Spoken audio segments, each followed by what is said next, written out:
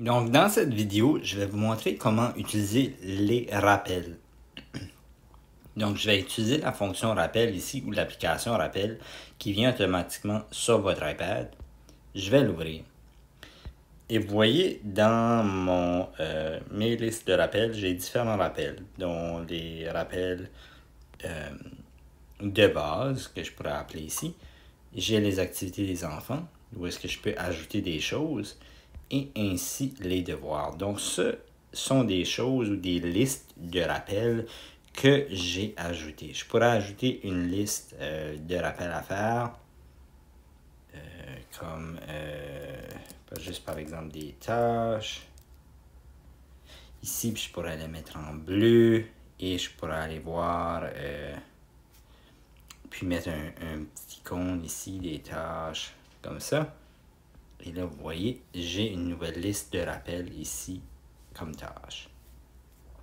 Maintenant, si j'ai besoin d'ajouter un rappel sur quelque chose, disons que j'ai un devoir à faire, par exemple, pour lundi. Je vais ajouter un rappel et je vais écrire devoir de mathématiques. Et je peux ajouter des notes juste en bas ici, ajouter une note. Vous voyez, je pourrais ajouter le sens du nombre. Et si je clique sur Info, vous voyez, je peux ajouter des dates. Donc, je vais ajouter une date. Continuer. Autoriser. Et je vais dire que ce devoir est par exemple pour le 27 août. Je peux mettre un site web. Je peux mettre la réoccurrence aussi. Je peux mettre différentes étiquettes. Vous voyez que j'ai créé des étiquettes aussi. Accompagnement, Logix, Hockey. Je pourrais utiliser une étiquette ici ou ajouter une étiquette. Par exemple, ici, je pourrais ajouter une étiquette mathématiques. OK. Ou je pourrais même choisir un des étiquettes qu'il y a là. Vous voyez qu'il y en a un sélectionné. Je pourrais écrire le lieu. Donc, vous voyez, je pourrais mettre l'adresse d'Amazon ou je pourrais même mettre l'adresse de où est-ce que j'ai besoin de remettre ce devoir. Et je peux ajouter la priorité élevée sous la liste de devoirs. Vous voyez, devoirs, je pourrais mettre dans autre chose. Et je pourrais mettre même une image, si je voudrais, une image de ma photothèque, de mon devoir de mathématiques, par exemple, qui pourrait être ça. Et là, je clique sur OK. Et maintenant, ça me donne un devoir qui est ici.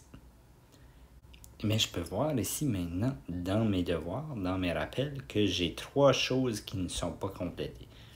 Donc, j'ai des petites notifications ici. Et on peut voir ici, activités des enfants.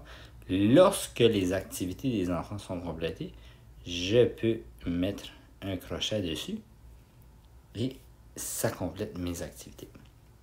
Lorsque mon devoir de mathématiques est complété, vous voyez ce que ça peut ressembler. Je peux l'ajouter juste ici. Et vous voyez, tout à l'heure, j'avais des hashtags. Donc ici, j'ai hashtag Skyler.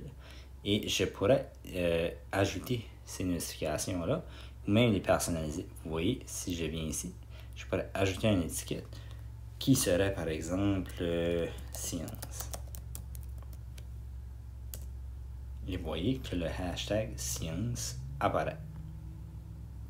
Donc si j'aimerais ajouter quelque chose, nouveau programme, vous voyez ici,